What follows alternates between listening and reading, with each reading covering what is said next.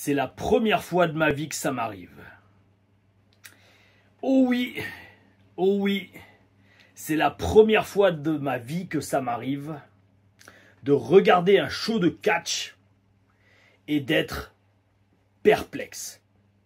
Perplexe est le mot parfait pour exprimer mon état d'esprit après avoir regardé AEW Dynamite du 14 août 2024. Perplexe parce que je ne sais sincèrement pas quoi penser. Tout le monde, ou disons au moins 90% des gens qui m'entourent ou que je regarde sur Internet, ont toujours incendié la AEW. Tu verras, les matchs, c'est que des spots, il n'y a pas de personnages, les feuds, les storylines sont pourris, bâclés. Et en ayant eu l'esprit préconditionné comme cela, et notamment par des personnes que j'adore suivre sur Internet, comme Eric Bischoff, Al Snow, Vince Russo, Dutch Mantle, je ne sais pas si lui il parle en ces termes de la AEW, mais si vous écoutez Eric Bischoff, qui est une personne que je respecte énormément pour ce qu'il a accompli dans le business et qui m'apprend énormément dans ses reviews, si vous l'écoutez, AEW, c'est limite, c'est non seulement pire que la WCW, mais ils sont à deux doigts de fermer leurs portes. Donc, j'ai regardé cet épisode de AEW Dynamite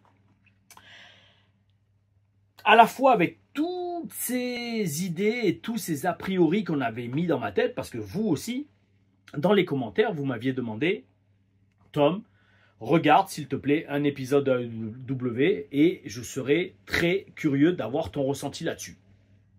Et donc, avec ces a priori en tête, je me suis quand même lancé dans cet épisode avec un esprit totalement ouvert, totalement réceptif à tout ce que ce show, ce produit pouvait m'apporter, aussi bien de négatif que de positif. Comme exactement je regarderais un produit WWE. Eh bien, en toute franchise, j'ai franchement aimé. Même moi, en disant ça, j'allais dire, je m'étonne moi-même. J'ai vraiment apprécié regarder cet épisode AEW Dynamite. Et ce qui m'étonne le plus là-dedans, c'est que j'en ai entendu tellement de mauvais, et même encore aujourd'hui, je vois les reviews sur Internet de certains passages que personnellement j'ai trouvé vraiment pas mal. Les fans le descendent en flammes sur Twitter ou quoi. Et franchement, je vous le dis, je suis perplexe. Je suis perplexe. Et c'est vraiment, en fait, je voulais commencer cette review comme ça. On va faire chaque segment un par un, mais je voulais vraiment commencer cette review comme ça parce que même encore maintenant, j'ai regardé le show ce matin dans le bus. Là, il est minuit et demi. J'ai été occupé aujourd'hui, donc désolé pour le petit décalage dans cette review. Normalement, je pense qu'elle sera postée demain matin ou dans la nuit. Mais je voulais commencer cette review comme ça parce que c'est la première fois que je regardais vraiment le produit AEW, en tout cas vraiment avec l'œil de l'étudiant, l'œil de l'analyste, l'œil de l'expert. Et franchement, j'étais à des années-lumière de m'attendre à être aussi agréablement surpris que je le suis ce soir. Bref, on fera les conclusions à la fin parce qu'il y a quand même pas mal de conclusions à tirer de ce show. Mais d'abord, faisons step by step le déroulé du show. Donc, AEW Dynamite du 14 août 2024, en direct, je pense, oui, je crois, de Norfolk en Virginie. Alors, déjà, dès le début, j'ai marqué, j'adore le look du show. J'aime l'entrée, mais oui, j'ai vraiment aimé le look du show. Alors, les deux entrées, c'est un peu en mode vibe. D'un côté les heels, d'un côté les face. Franchement, j'aime bien. C'est vrai que ça donne une vibe un peu différente.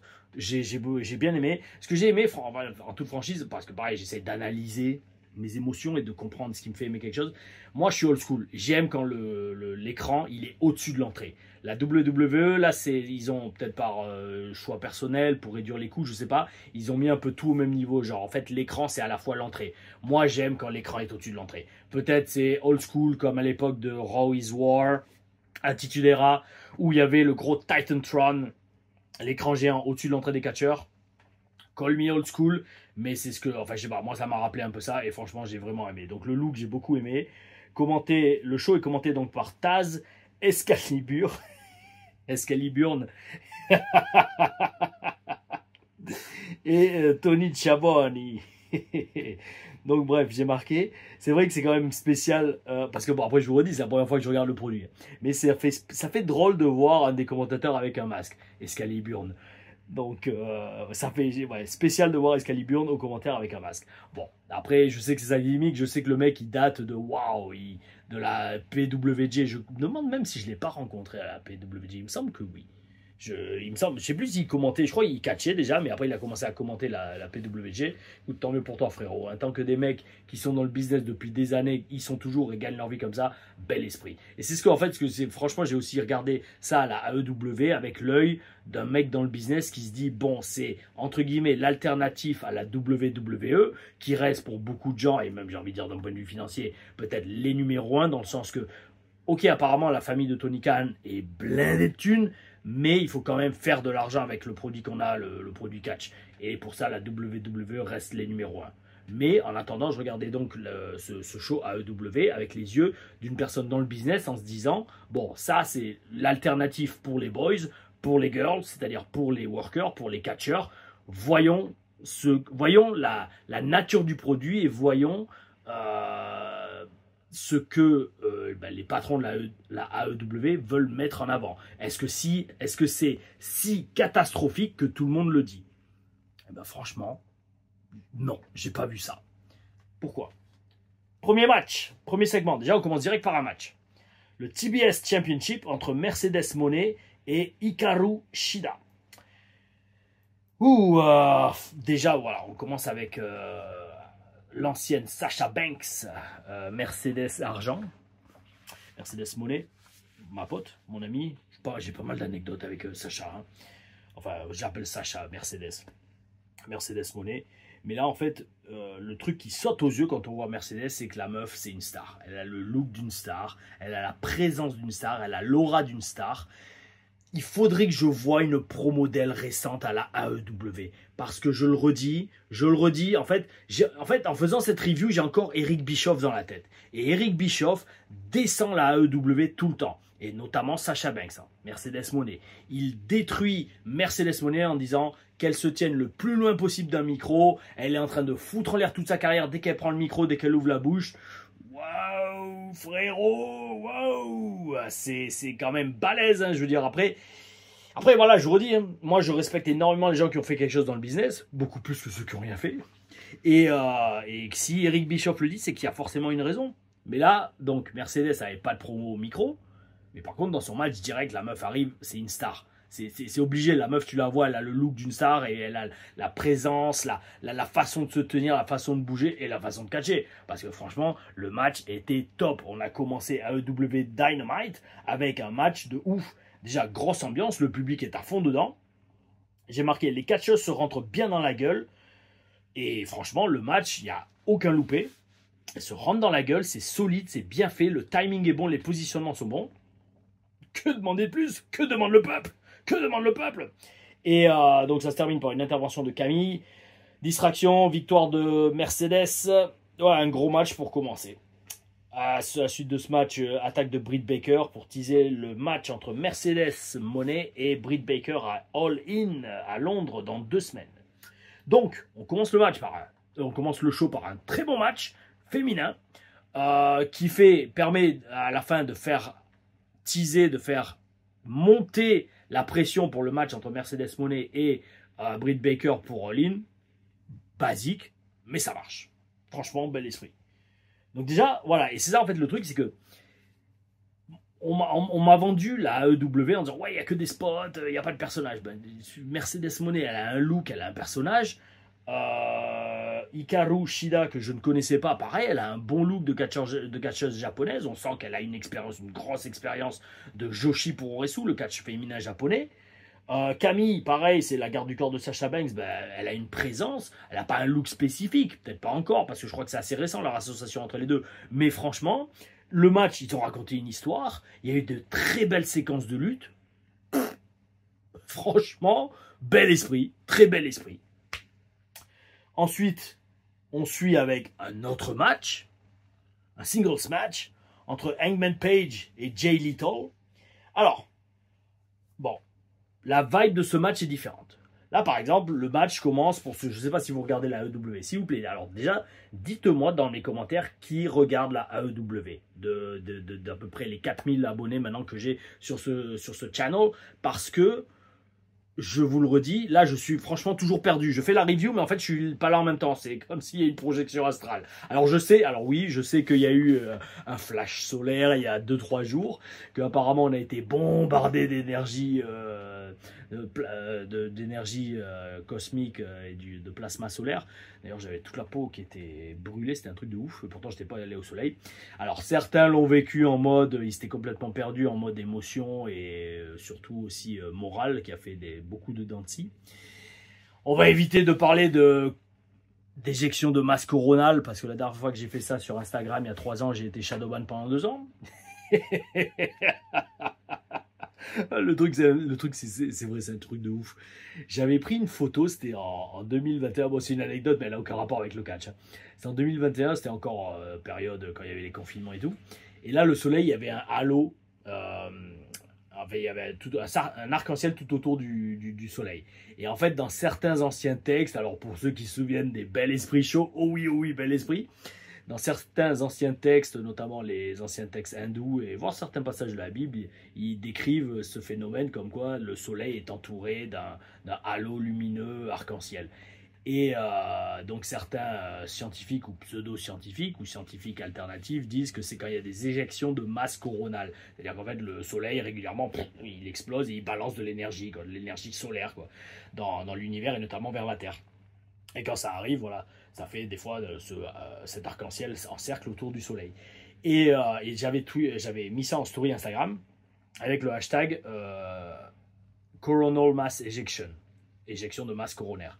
Ou coronal. Et je vous jure, suite à cette story, les vues de mes stories ont été divisées par 3 ou 4, un truc de taré. Et franchement, je m'étais calmé au niveau des pandémies et des virus. Hein. C'était vraiment juste, il y avait cette story là, bam, tout a été divisé. Donc on va éviter de parler de ça, mais tout ça pour vous dire, je suis encore un peu à l'ouest parce que je me dis, qu'est-ce que j'ai vu? Qu'est-ce qui s'est passé? Il faut m'expliquer là. Parce que, je redis, à AEW, on m'a dit, tu vas voir Tom, tu vas être dégoûté, tu vas te taper le crâne sur la table. Et ben franchement, je le dirai en conclusion, mais j'ai presque plus envie de regarder AEW maintenant que WWE. Je sais pas. C'est peut-être l'effet nouveauté aussi. C'est ça, c'est peut-être l'effet de la nouveauté, de découvrir des nouvelles têtes. Alors oui et non, parce que Mercedes, Sacha, on la connaît super. Et surtout, je veux dire, de mon point de vue, je veux dire, combien de fois j'ai pu regarder Sacha catcher en personne ou s'entraîner au Performance Center. En fait, quasiment dans chaque segment, il y avait quelqu'un que je connaissais, d'une façon ou d'une autre. Mais là, bon, par exemple, dans ce segment Hangman Page contre Jay Lethal, ça me permettait de découvrir notamment Hangman Page. Jay Lethal, je le connais depuis des années, il était à la ROH, à la PWG, ce mec, c'est un peu une légende du catch indie. Mais Hangman Page, j'étais très curieux de l'observer et surtout de voir, bon, est-ce que c'est une indie darling qu'on fait mousser à la télé AEW ou est-ce que c'est un mec qui s'est vraiment bossé? Et je vous le dis tout de suite, c'est un mec qui s'est très bien bossé. Bon, petit bémol pour ceux qui ont vu le show, donc justement, dites-le moi dans les commentaires. Le match commence par 5 plongeons à travers les cordes, on appelle ça tope suicida en catch, de Jay Lethal sur Hangman Page. Bon, alors certains vont dire, ouais, mais il n'y a aucune psychologie là-dedans, c'est 5 plongeons d'affilée, pas vendus, etc. Oui et non. Oui et non, parce que quand on se base, entre guillemets, sur l'histoire de ce match, et surtout pour le fait aussi, n'oubliez pas qu'en catch, il faut toujours se différencier des autres matchs sur la carte. Ça, c'est une règle. Une règle sacrée en or que très peu de catcheurs comprennent. Et donc, moi, quand j'ai vu ce match, J'ai vu Jay Little faire les 5 plongeons d'affilée. C'est genre, il plonge, il retourne en rien en courant, il reprend l'appui dans les cordes, il plonge sur Hangman Page. Et chaque fois, Hangman Page le reçoit dessus. Et il a fait ça 5 fois d'affilée. Quand j'ai vu ça, je fais, voyons où cela nous mène. J'ai pas commencé à dire, ouais, c'est de la MERDE, c'est pourri, j'arrête. Non. Mon raisonnement c'était, voyons où cela nous mène. Et ça nous a mené à un début de match à 300 à l'heure, où Jay Little essaye de prendre le dessus sur Hangman Page, qui a attaqué son groupe, à lui, Jarrett et compagnie, dans les vestiaires. Donc entre les deux, il y a une haine féroce. Et donc pour tout de suite en venir aux mains, et pas commencer par prise de contact, clé de poignet, allez, je te prends la tête, je t'amène au sol pour faire de la lutte. Non, les mecs, ils se rentrent direct dans la gueule. Et Jay Little rentre direct dans la gueule en faisant 5 plongeons d'affilée entre les cordes.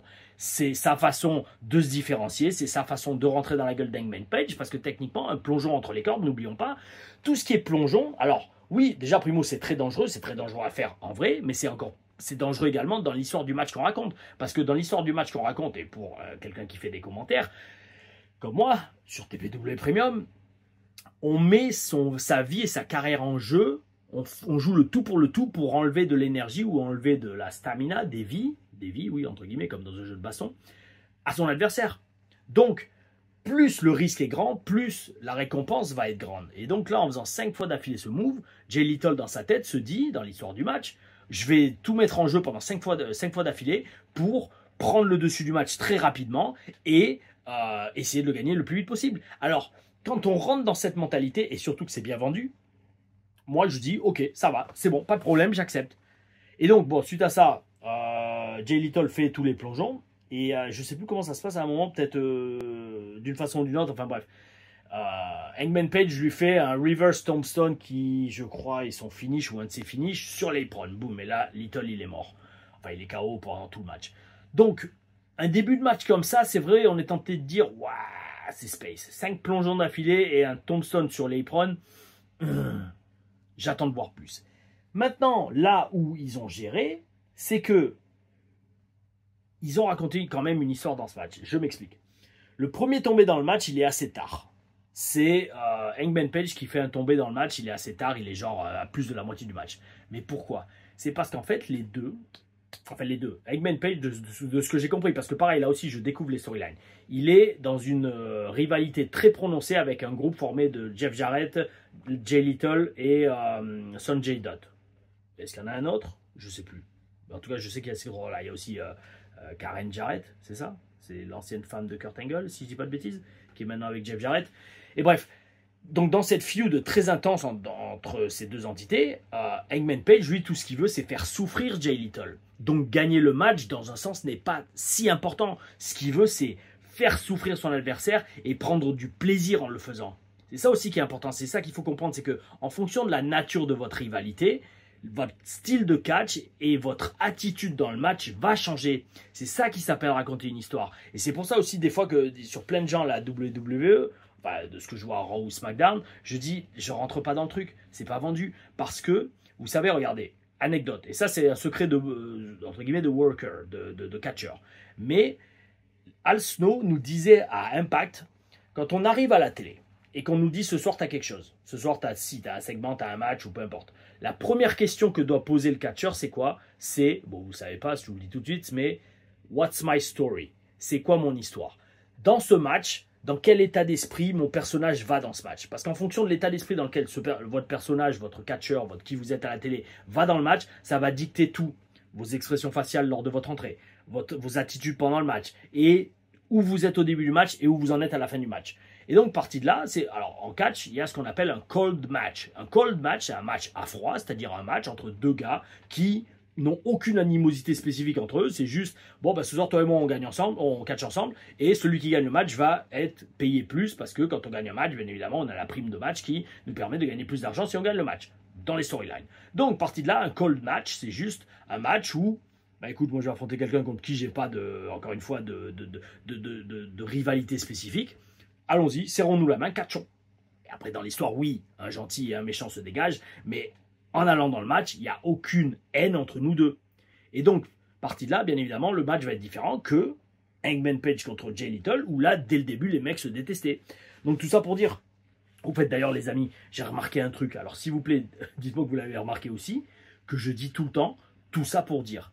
Bref, c'est très très bel esprit de dire ça parce qu'en fait, ça devient une catchphrase. Oh oui, oh oui, tout comme bel esprit, oh oui, oh oui, magnifique, moi, et à l'ancienne. Tout ça pour dire. Alors, s'il y en a un, il y en a un qui me ferait rêver, s'il y en a un qui peut compter combien de fois je dis tout ça pour dire dans mes vidéos, oh oui, bel esprit, mec.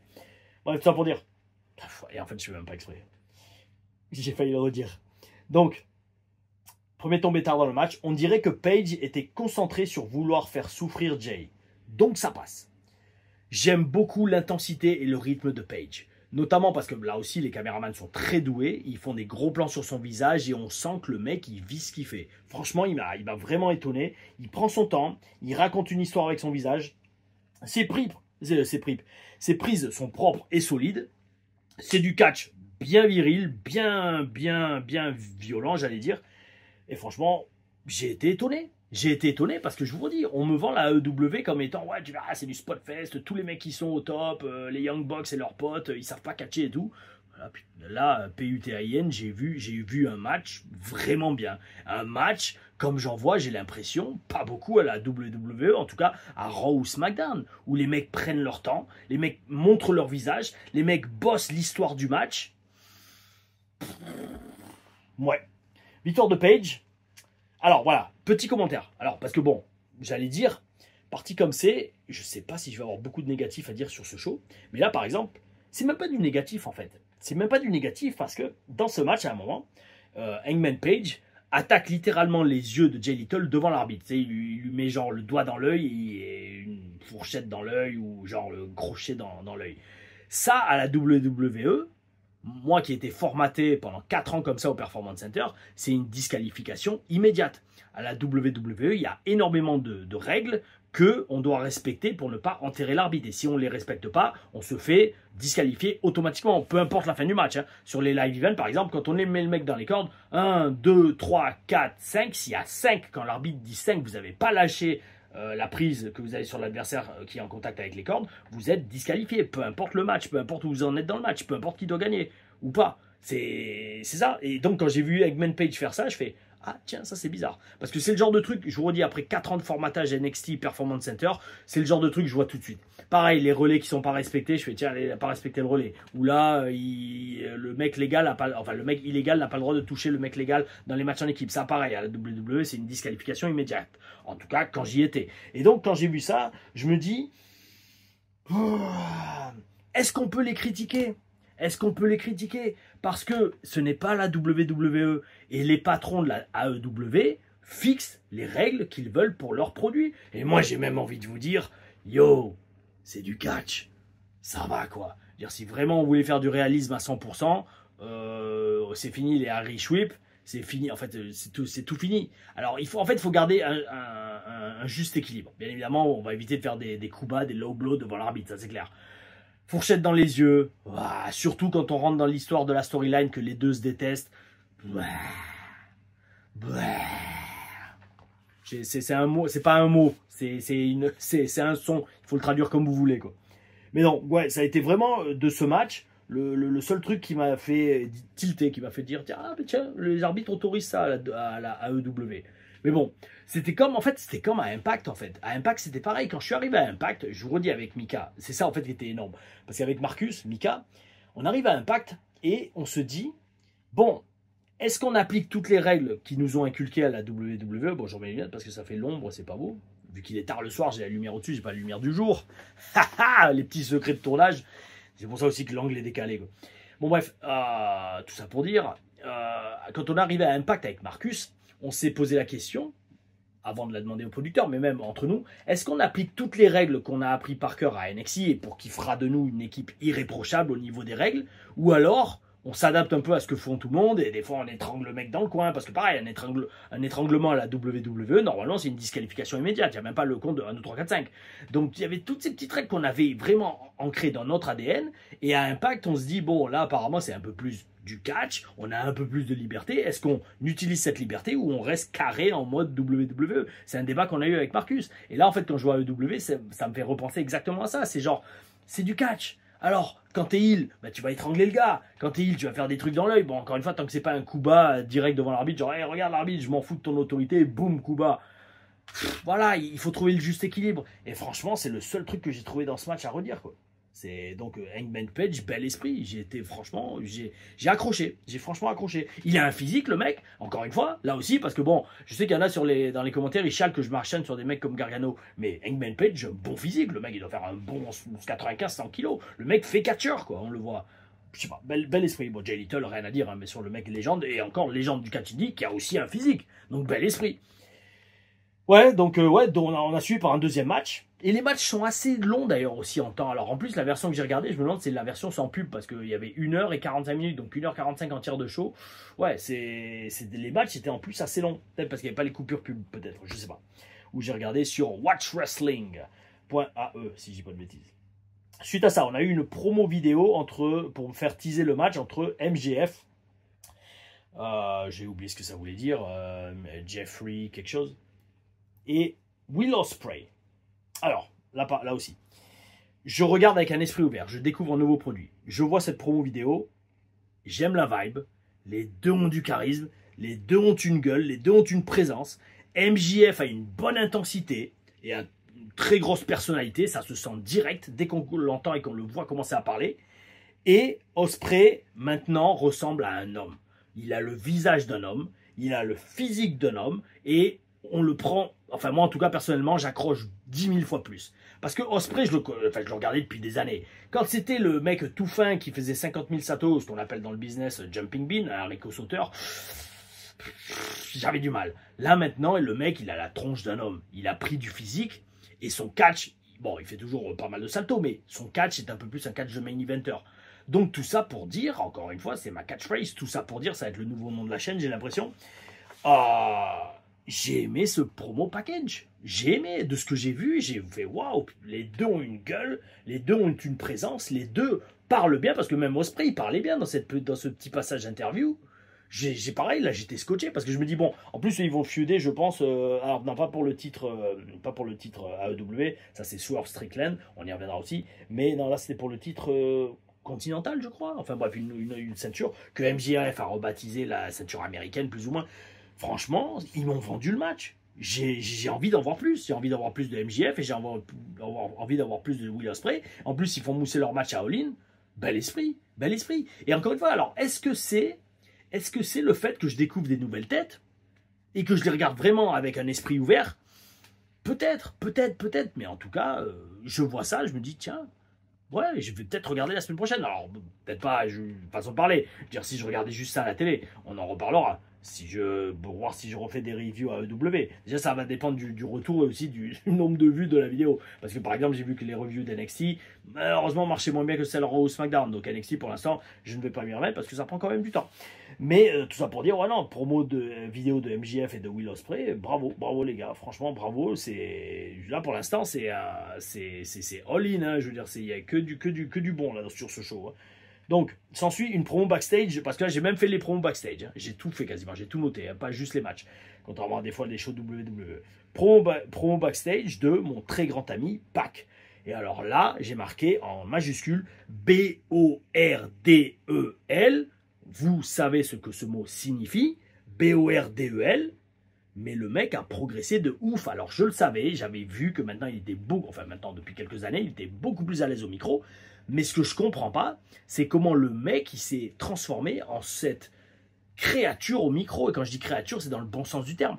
Parce que, instant anecdote, donc comme ça je vous l'ai déjà dit par contre, Neville, Pac, était un de mes compagnons de voiture pour aller sur les shows NXT.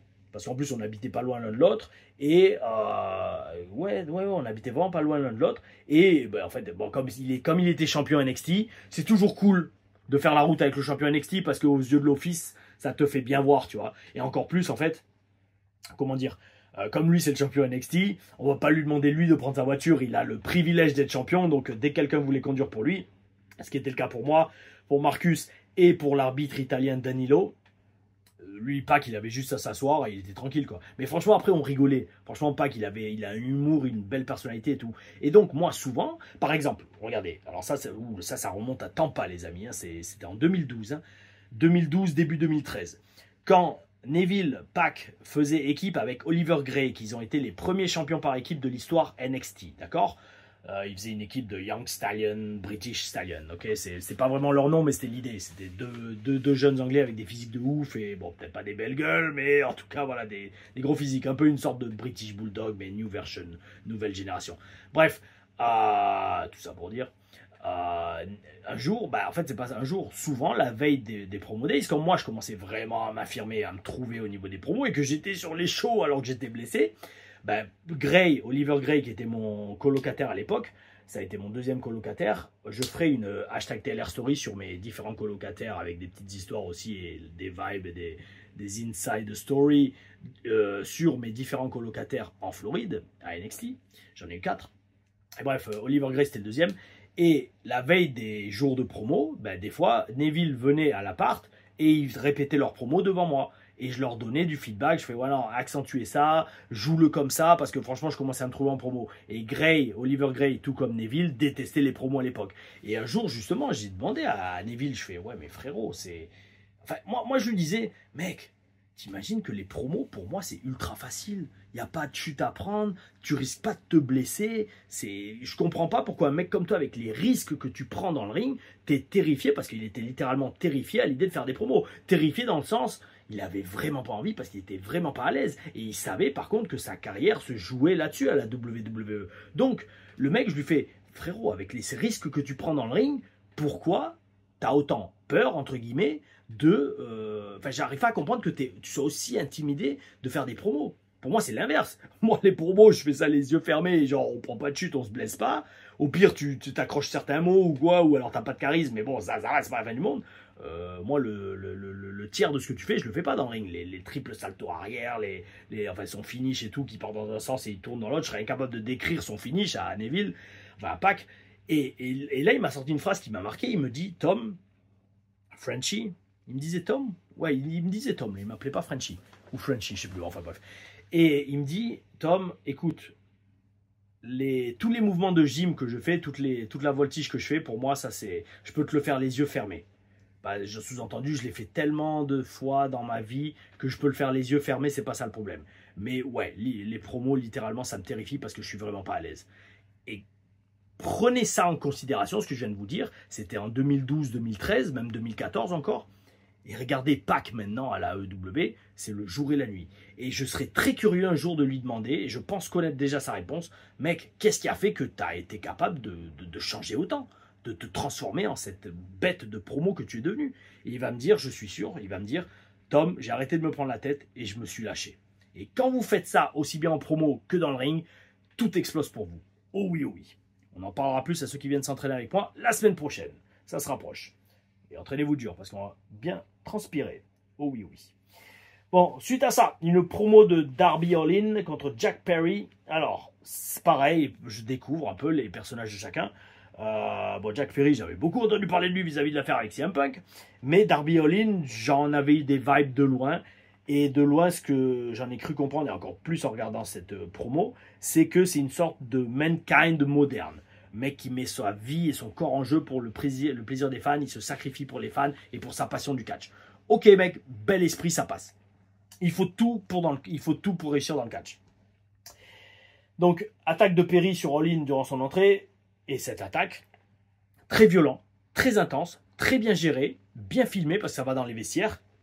Et ça s'arrête juste à temps, mais cette attaque très violente dans les vestiaires amène le fait que Perry demande que ça soit un match du cercueil, un casket match ou coffin match entre Darby Allin et Jack Perry à All In.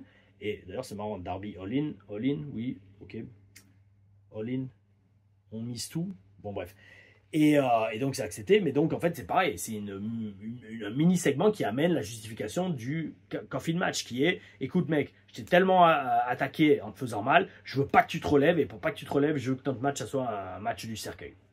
Un match qu'on gagne en enfermant une personne littéralement dans un cercueil, pour pas qu'elle se relève.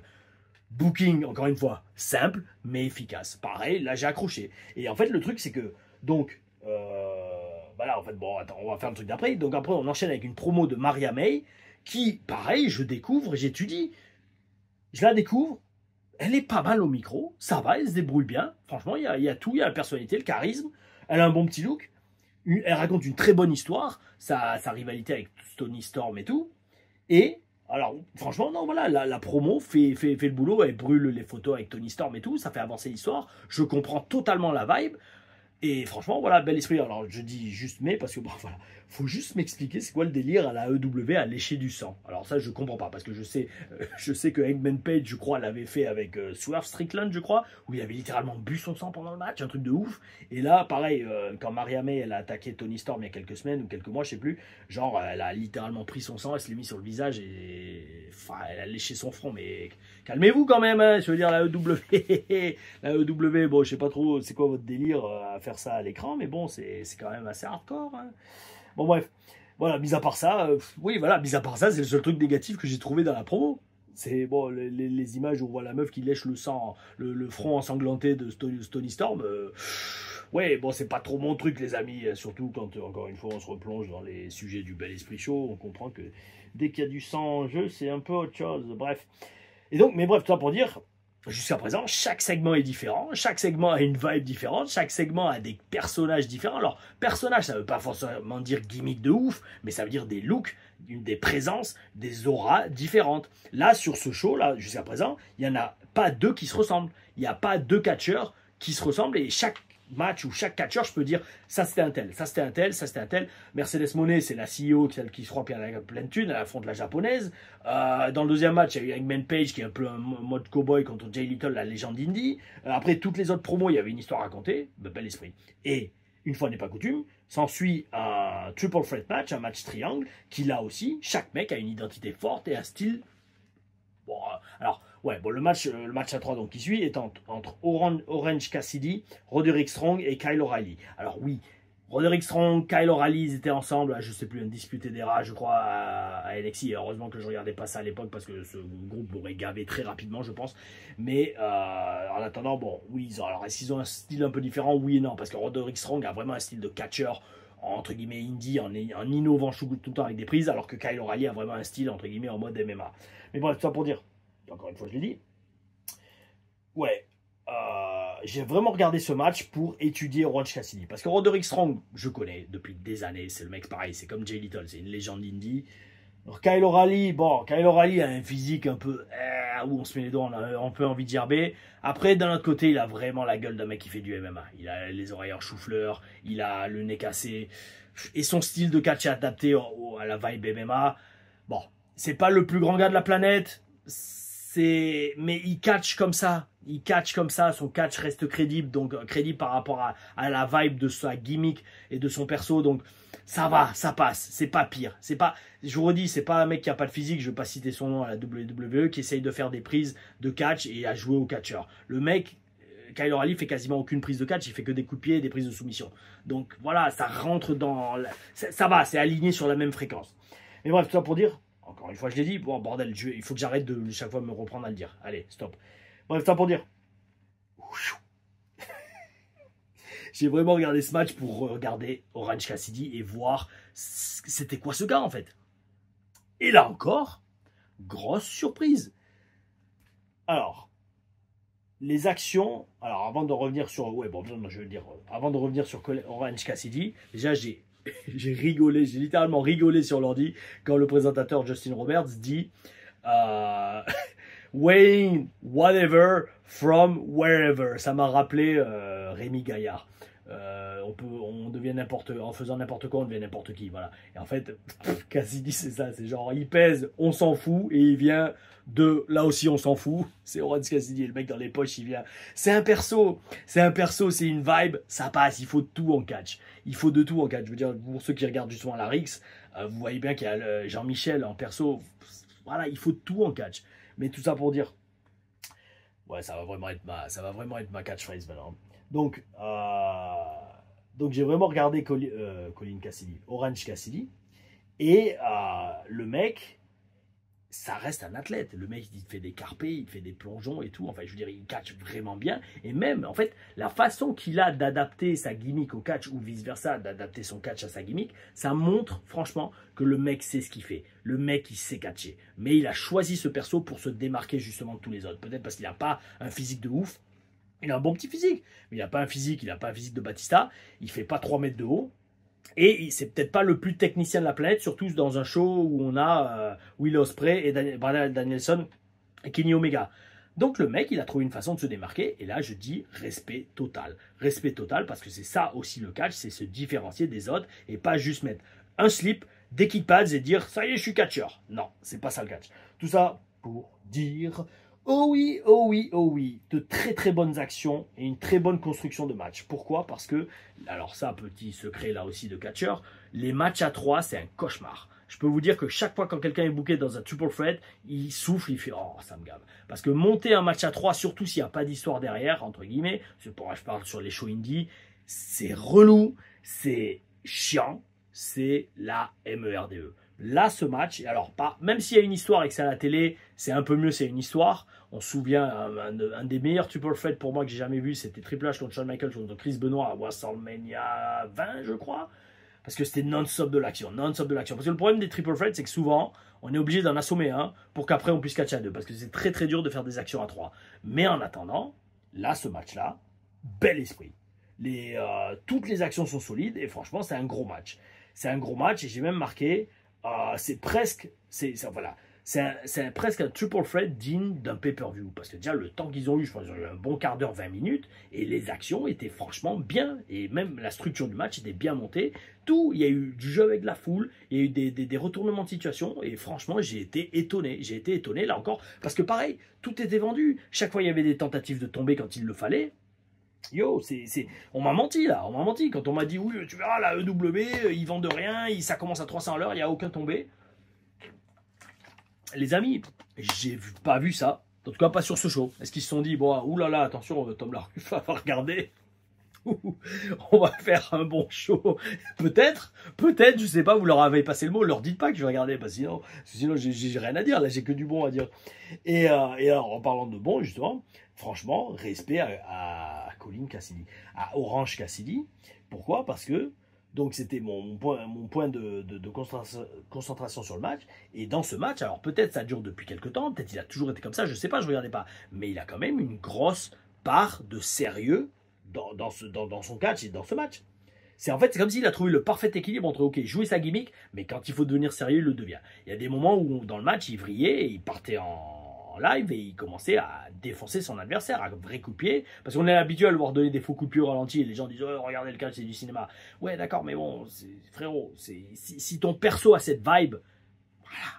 C'est comme Santino au final. Santino Marella, si le mec a quand même apporté énormément au business, mais c'était Santino Marella qui faisait le Cobra et boum. Bon, pareil, quand tu repenses. Mankind, qui était quand même quelqu'un qu'on prenait vachement au sérieux, son finish c'est le Mandible Claw avec une chaussette. Bon, le Mandible Claw, attention, ça fait mal. Hein, quand tu plantes les doigts et tu neutralises plus ou moins les nerfs sous la langue, tu peux faire très mal. Mais d'un autre côté, le mec il faisait ça avec une chaussette. Tout ça pour dire. Cassidy, franchement, m'a vachement étonné. Et je me suis dit, est-ce que c'est maintenant qu'il a un peu changé son catch? On lui a dit, soit un peu plus intense, soit un peu plus sérieux, parce que sinon on ne pourra rien faire avec toi niveau storyline. Peut-être. Je sais qu'à la WWE, on lui aurait forcément dit ça. Est-ce que maintenant, on lui a commencé à lui dire ça à AEW, et c'est la vibe qu'on veut de lui pour commencer à en faire quelque chose? Peut-être. Dans tous les cas, justement, il gagne le match. Alors peut-être c'est pour commencer à le construire de façon plus sérieuse, parce que le mec est tellement over avec la foule qu'il faut rentabiliser là-dessus, mais vous ne pourrez jamais rentabiliser vraiment un catcheur si le mec est que comédie. Il y aura toujours ce plafond, cette limite que vous atteindrez, et donc il faut peut-être commencer à le rendre un peu plus sérieux, et peut-être que c'est le cas. En tout cas, pareil, j'ai été très très très agréablement surpris par Orange Cassidy et par ce match. Ensuite, suite à ça, on a un segment backstage face-to-face entre Claudio Castagnoli et Okada. Alors, pareil, là aussi, bon, Claudio, calme, intense, très peu de charisme. Mais ça, c'est pas nouveau, ça a toujours été le cas. Et je pense que, enfin, c'est même pas je pense, ça se voit qu'il a appris à vivre comme ça et à gérer ses promos comme ça. Là, pareil, on va pas critiquer un truc qu'on sait déjà. Par contre, le mec est excellent catcheur, probablement un des meilleurs de la planète. Hein. Voilà, le mec a pas de charisme. Est-ce que c'est de sa faute? Non, mais par contre, il compense avec le physique, les capacités physiques, athlétiques et son catch. Et même son intensité. Parce que dans le ring, quand Claudio Castagnoli catch dans le ring, croyez-moi, j'en connais très peu qui aimeraient être dans le ring avec lui, surtout vu la violence de ses manchettes à l'européenne, ne serait-ce que ça, ou la force qu'il a, tout simplement. Donc, c'est bon, ça compense. Je veux dire, c'est... Voilà, le mec a un physique, ça m'a pas choqué de le voir, encore une fois, calme, intense, sans être trop charismatique dans cette promo. Et par contre, là aussi, Okada, le Rainmaker, bel esprit. On a vu très peu, mais j'ai envie d'en voir plus. Parce qu'au micro, je l'ai senti à l'aise, je l'ai senti avec une personnalité. Donc franchement, surtout il termine la promo en disant « bitch » à Claudio. Et là, pareil, il y a pas mal de mots assez osés niveau langage. Franchement, j'ai envie d'en voir plus. Et ça, c'est mission accomplie. Surtout pour la première fois que je regarde un produit, je me fais « waouh ». Tiens, j'ai envie d'en voir plus. Alors peut-être que ça serait pareil. Peut-être que si je regardais la WWE pour la première fois de ma vie, je serais là à me dire, wow, j'ai envie d'en voir plus. Totalement. Peut-être c'est le cas. Mais en attendant, pour l'instant, je n'ai pas été déçu du tout du show. Alors, après ça, il y a une promo dans le ring entre Hook et le groupe de Jericho. Beaucoup de mon nom censuré, bitch, ass. Gros physique de Big Bill. Colin Cassidy, qui était une des questions justement qu'on m'avait posé dans la dernière hashtag Tele Review. Alors, gros physique de Big Bill, mais on sent que Big Bill est anxious de placer ses catchphrases, comme à l'époque avec Enzo. Pareil, c'est un des mini points négatifs, ça n'est même pas un du show. Mais c'est vraiment parce que j'essayais de trouver des trucs à redire. Et là, en fait, vous voyez Jericho qui parle et Cassidy, on sent, il a le micro à la main, on sent ouh là là, il est impatient de sortir. Alors, soit il est impatient de sortir ce qu'il a à dire, soit il ne sait pas quand il doit le dire. Ou alors, il a oublié. En fait, je ne sais pas, sous le coup du stress, il est anxious, comme on dit. Au lieu d'être relax, de tenir le micro dans sa main et que quand c'est le moment, ok les frérots, maintenant c'est à moi de dire ce que j'ai à dire. Tout ça pour dire, Hook, moi franchement, j'ai bien aimé. Je dis ça pourquoi? Parce que j'ai vu sur Twitter des gens qui ont complètement descendu en flèche sa promo. Moi, je l'ai trouvé intense. Je l'ai trouvé qu'il était dans ce qu'il disait. J'avais vu ses débuts. J'avais accroché à son look qui sortait de l'ordinaire. Bon, c'est le fils de Taz quand même. Bon, ça ne veut pas dire forcément qu'il est bien, mais voilà, le mec a quand même un pédigré. J'ai accroché, ça passe. Bon, après, c'était peut-être pas la meilleure promo de l'histoire du monde, ou de l'histoire du monde du catch. Mais franchement, pareil, là aussi, ouais, ça va, ça passe comme promo. Parce qu'au début, je me disais, c'est bizarre, il n'y a pas beaucoup de promos dans le ring à AEW. Il y a beaucoup de matchs, mais peu de promos dans le ring. Et là, il y en a une, bon, elle ne dure pas longtemps. Le segment a dû faire même pas 5 minutes. Mais franchement, le job a été fait. La foule est investie dans les deux camps, entre le face Hook et qui veut récupérer sa ceinture, que Jericho a, la FTW, je crois, ceinture. Je sais pas trop, j'ai pas trop capté ça. Parce que pareil, je découvre les storylines, mais franchement, ça a fait le job. Ça a fait le job. Après ça, nous avons AEW World Tag Team Championships, les Young Bucks contre les Acclaimed. Donc, là aussi, Acclaimed, les deux ont de bons physiques. Franchement, ils ont des looks de stars. Ils ont des physiques et des looks de stars. Bel esprit. Par contre, il y en a un qui a l'air quand même plus expérimenté que l'autre. Je crois que c'est celui qui a un peu plus de cheveux. On voit qu'il tâtonne un peu plus dans le ring que son partenaire, dont j'ai pas retenu les noms. Autant être honnête. Young Bucks, yo les amis, ils connaissent leur métier. Après toutes ces années, ils sont toujours autant athlétiques. Ils font toujours de très belles prises. Les mecs, respect total. Respect total pour les Bucks, tout aussi, pourquoi pas. En tout cas, dans ce match. Alors après, sûrement, peut-être dans leur carrière, ils ont fait des matchs avec 500 000 super kicks, d'accord. Mais pas dans ce match. Pas dans ce match. Justement, je m'attendais un peu à avoir énormément de spots sans queue ni tête. Ben, pas dans ce match. Dans ce match, il y a une structure de match par équipe très bien respectée. Bel esprit. Il y a une bonne histoire racontée. Bel esprit. Et franchement, les Bucks, ce qui m'a fait halluciner, c'est que, vous savez, alors ça, pareil, j'en parle pas beaucoup, mais de 2007 à 2008, je suis allé catcher en Californie. Peut-être j'en parlerai dans une TLR Stories, mais c'est pas trop par rapport à la WWE. Peut-être ça va pas trop intéresser les gens. Mais quand j'étais en Californie, tous ces mecs-là, je les ai rencontrés. Les Young Bucks, Willie Mack, il y avait qui d'autre? Il y avait l'arbitre, le chauve Rick Knox, je crois, il s'appelle Rick Knox, je crois, l'arbitre principal de la AEW. Il y avait aussi Joey Ryan, il y avait Carl Anderson, Rocky Romero, TJ Perkins.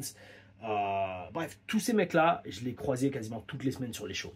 Et les Young Bucks, pareil, on a partagé des vestiaires et tout. Alors, est-ce qu'ils se souviendraient de moi? J'en ai aucune idée. Peut-être, si jamais je le rappelle, attention même pas, j'étais le français en 2008, on était là à AWS, on était chez David Marquez et compagnie, peut-être. Mais de ça pour dire, les mecs déjà à l'époque, en 2008, donc il y a, je vais y arriver, 16 ans, les mecs déjà ils catchaient comme ils catchent toujours actuellement, avec tous les matchs qu'ils ont eu dans leur carrière, tous les matchs indie, tous les matchs New Japan, etc., tous les matchs TNA, yo les gars, Vous avez toujours la condition physique pour faire ce que vous faites dans le ring. Moi, je dis respect. Bravo. Alors, je le redis, des fois, ils vont faire des super kick parties que j'ai sincèrement jamais vu parce que je ne veux pas regarder ce genre de catch. Peut-être que si je vois ça, je fais non, ça c'est n'importe quoi. Mais pas dans ce match. Pas dans ce match. Dans ce match, il n'y a pas eu. Je pense même pas qu'ils aient fait un seul super kick en fait, maintenant qu'on en parle. Ouais, c'est franchement. Et donc, ouais, donc le match se termine. Bon, très bon match en équipe.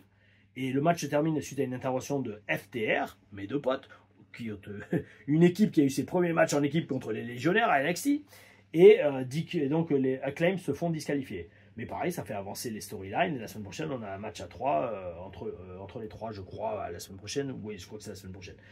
Donc, là aussi, encore un autre segment où ça passe. Franchement, ça passe. Il n'y a pas eu de spot fest sans queue ni tête. Les Young Bucks, ils ont ces attitudes. Ils savent bosser la caméra. Ils savent prendre leur temps. Ils savent tourner la tête au bon moment, faire une grimace, un petit sourire en coin. Non, bravo les mecs. Bravo. Vidéo de package pour un petit clip vidéo pour faire teaser peut-être la fin éventuelle de la carrière de Bryan Danielson qui affrontera Swerve Strickland à All In à Londres. Et si Danielson perd, sa carrière se termine et s'il gagne, il devient champion AEW. Donc, promo vidéo vraiment bien, émouvante, bel esprit, très bien monté, bel esprit. Et arrive le main event singles match entre Wheeler Yuta et Swerve Strickland. Pareil, deux gars que je découvre, je les regarde avec l'esprit ouvert. Gros charisme, gros physique et grosse intensité de Swerve Strickland. Je ne le connaissais pas. Enfin, je savais qu'il était à NXT avant qu'il s'est fait virer. Alors, s'il y en a dans les commentaires qui savent pourquoi il s'est fait virer, alors je pourrais faire une recherche sur Wikipédia, mais faisons marcher les commentaires, les amis, participons, créons une communauté, la communauté du bel esprit et du tout ça pour dire. Oh oui, oh, magnifique. Pourquoi il s'est fait virer d'NXT? Je crois que c'est parce qu'il n'y a eu pas un scandale, mais il y a eu un problème comme ça.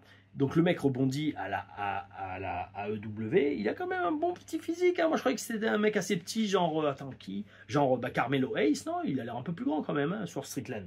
Et non, franchement, une bonne présence.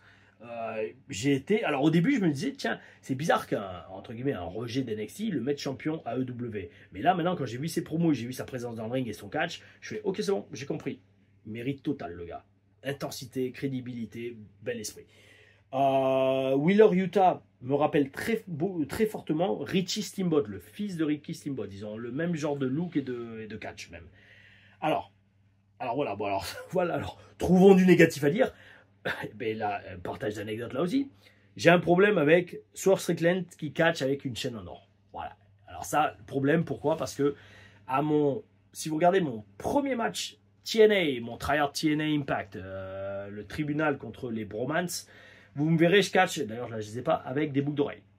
Parce que c'est quelque chose que, alors à la WWE, je ne le faisais pas, sauf quand j'étais manager, j'avais les boucles d'oreilles, mais après quand je catchais, je ne les mettais pas, parce que je pense qu'ils nous les faisaient enlever. Mais TNA, on a un peu plus de liberté, je suis allez, ça va faire du style de catcher avec des boucles d'oreilles. Et quand je suis revenu au vestiaire et qu'on avait bien cartonné, que ça avait bien marché, James Storm m'appelle, me prend à part. Il me dit, ouais, Freddy, pourquoi tu catches avec les boucles d'oreilles?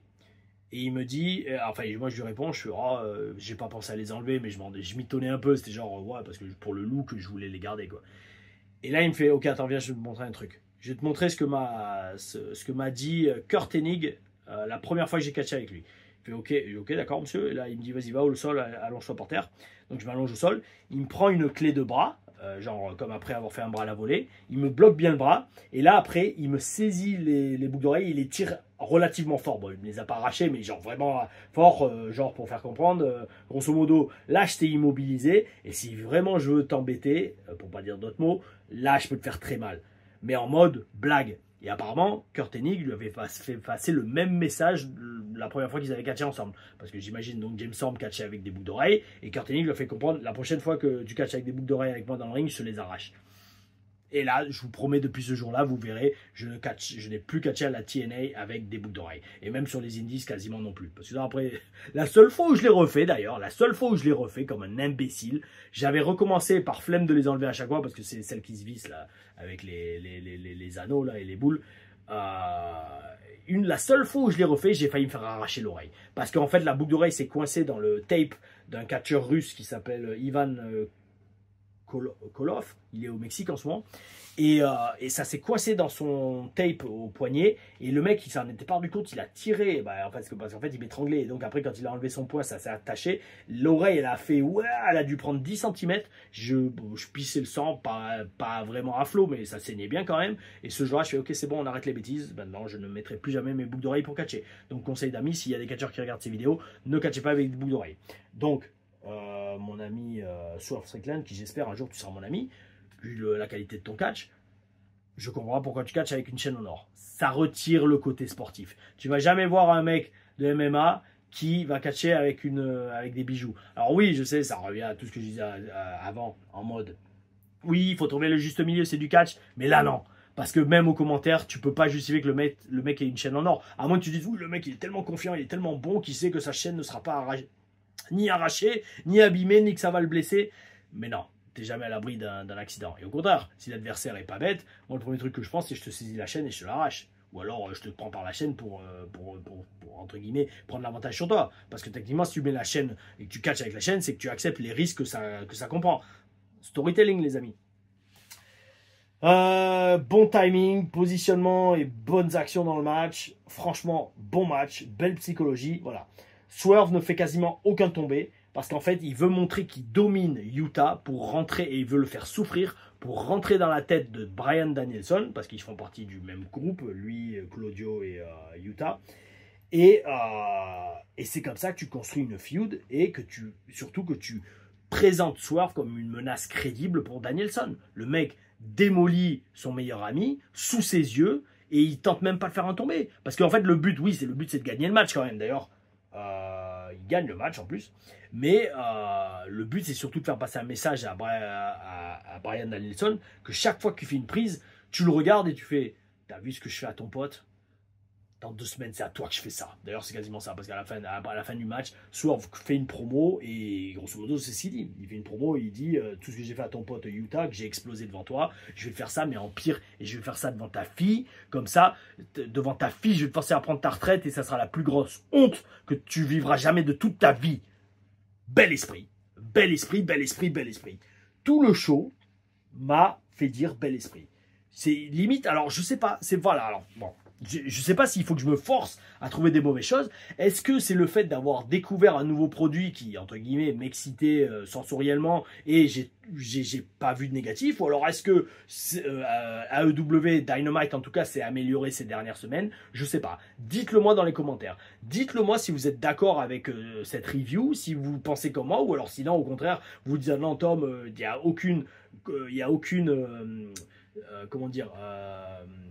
il n'y a aucune, pas corrélation, mais c'est pas normal que tu dis ça de la WWE alors qu'à la WWE tu trouves énormément de choses à redire. Même moi je vous dis je sais pas, je suis